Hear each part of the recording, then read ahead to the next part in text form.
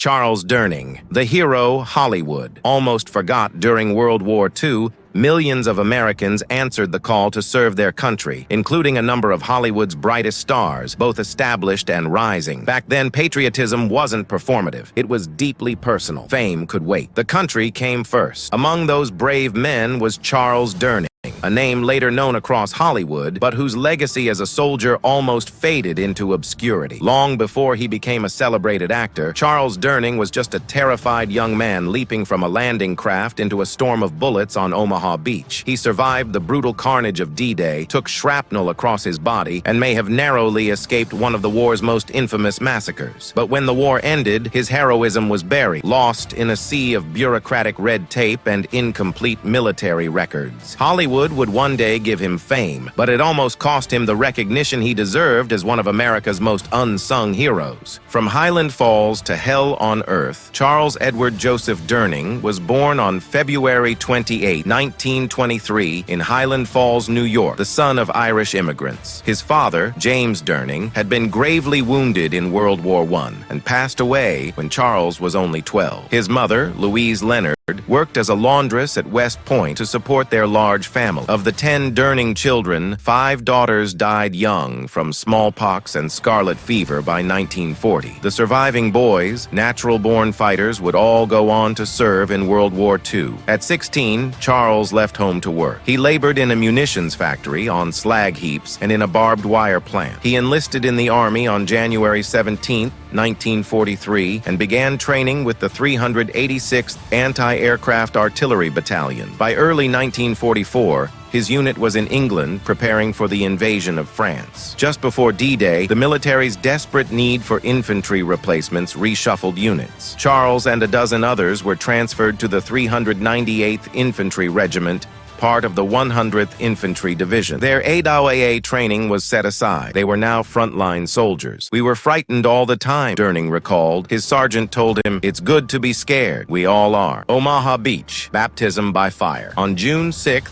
1944, Charles Durning landed on Omaha Beach, Normandy, one of the most dangerous landing points of D-Day. What he described was pure chaos. "A guy in the boat turned and threw up all over me," he recalled. "Even the guys who'd seen action before were ashen. I was the second man off my barge. The first and third were killed instantly." Durning slipped into deep water, weighed down by a 60-pound pack. He let it all go to survive, emerging without a helmet, rifle, or gear. "I hit the beach with nothing. The guys already there pulled me in. They said, 'You'll find plenty on the beach, rifles and helmets that belong to nobody.' No one seemed to be in charge. 'You were on your own,' he said. 'Bodies were everywhere. You didn't know if they were dead or alive. We got behind a tank to take cover.' At one point, he and his sergeant were called forward. Durning offered to go first. Moments later, his sergeant was killed by artillery fire. His torso was here. His legs were over there. Shrapnel and shadows. On June 15, inland from Omaha Beach, Durning's unit was hit by German artillery. The shells triggered nearby mines. Shrapnel tore into his head, chest, legs, and hands. He was evacuated to the 24th Evacuation Hospital with severe injuries. His hospital records, like many others,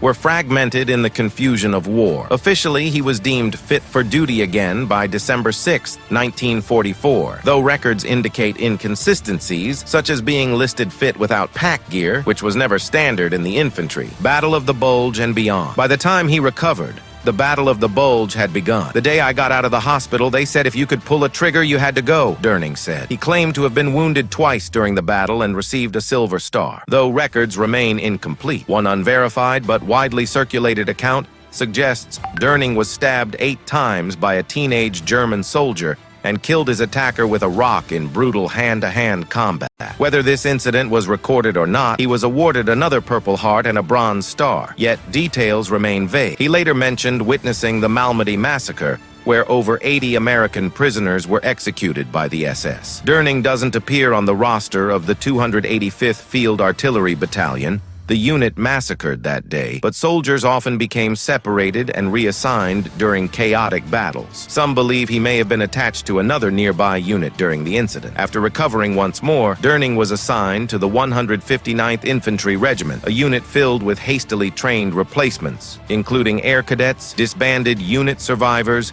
and even supply personnel, cobbled together under pressure to plug battlefield gaps. troops. One of the divisions they reinforced was the 106th Infantry, which suffered devastating losses in the Ardennes. Hollywood and the healing Durning returned to the U.S. in January 1946, honorably discharged with $196 in mustering out pay. But he came home with invisible wounds, PTSD, survivor's guilt, and no sense of direction. At 28, he stumbled into acting while working as a theater usher. When a drunk actor failed to show up, Charles took the stage and never looked back. "The moment I heard the audience laugh, I was hooked," he said. A star is reborn. Durning's acting career soared through the 60s and 70s. He appeared in The Sting, Dog Day Afternoon, The Muppet Movie, Tootsie, and Oh Brother, Where Art Thou? He played both villains and heroes with authenticity drawn from his lived experience. His work earned him 2 Oscar nominations, a Tony Award, 9 Emmy nominations, and a Golden Globe. He portrayed everyone from a Nazi officer to a football coach, from a pope to Santa Claus. Over 100 film and TV roles in all. In 2008, the French government awarded him the Legion of Honor for helping liberate France. Legacy. Charles Durning died on December 24, 2012, at the age of 89. He was buried at Arlington National Cemetery, honored as both a decorated soldier and a cherished actor. He left behind a legacy that bridged valor and vulnerability. He gave everything: blood,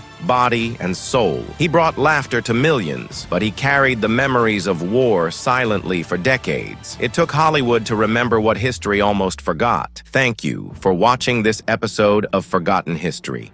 If you enjoyed this story, please like, share, and subscribe.